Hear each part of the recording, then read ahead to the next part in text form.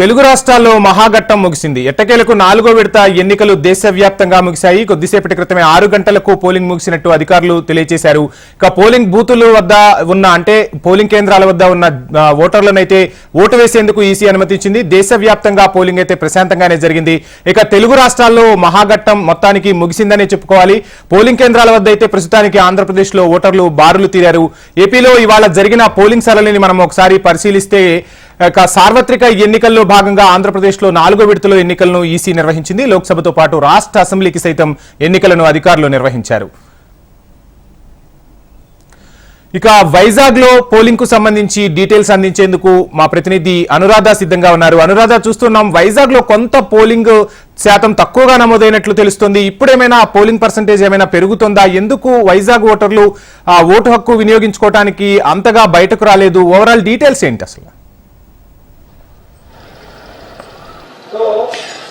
ప్రస్తుతం విశాఖపట్నం వరకు చూసుకుంటే కనుక పోలింగ్ ప్రక్రియ అనేది ముగిసిపోయింది. అన్ని పోలింగ్ కేంద్రాలని కూడా పోలింగ్ ని క్లోజ్ చేశారు. అయితే మార్జిన్ హవర్ ప్రకారం పోలింగ్ క్లోజింగ్ టైం కి ఎవరైతే 6 గంటల లోపు లైన్స్ లో ఉంటారో వాళ్ళందరికీ మాత్రం ఓటు హక్కు వినియోగించుకునే అవకాశం ఉంటుంది.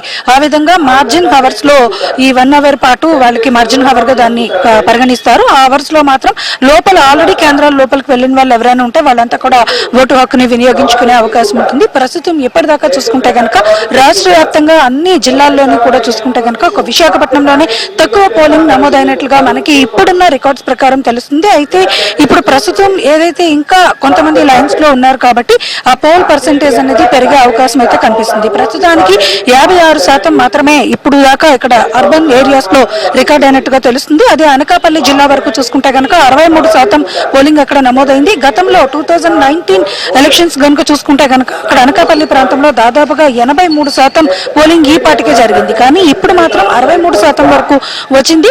మరోవైపు అల్లూరి జిల్లా వరకు చూసుకుంటే కనుక అక్కడ 59% ఇప్పటిదాకా కూడా పోలింగ్ పర్సెంటేజ్ వచ్చినట్లుగా మనకు అధికారికంగా తెలుస్తుంది. అయితే ప్రస్తుతం మార్జిన్ హవర్స్ ఉన్నాయి కాబట్టి ఆ పోలింగ్ శాతం కూడా కొంత పెరిగే అవకాశం ఉంటుంది. ఈ విధంగా ఇప్పుడు ప్రస్తుతం ఇక్కడ పోలింగ్ ప్రక్రియ అనేది ముగిసిందనే చెప్పాలి.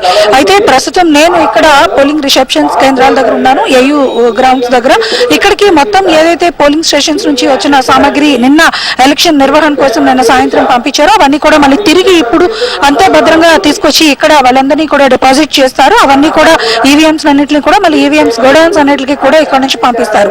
ఇక్కడ ఉన్న సిబ్బంది అంతా కూడా మళ్ళీ వాటిలన్నింటినీ కూడా టేక్అవుట్ చేసుకుని ఏదైతే పోలింగ్ సిబ్బందిని పోలింగ్ స్టేషన్స్ కి పంపించారో అక్కడ నుంచి తిరిగి మళ్ళీ అదే పద్ధతిలో వాళ్ళంతా కూడా డిపాజిట్ చేసుకుంటారు ఆ పోలింగ్ ప్రక్రియ జరిగిన సంబంధించిన సామాగ్రి మొత్తాన్ని.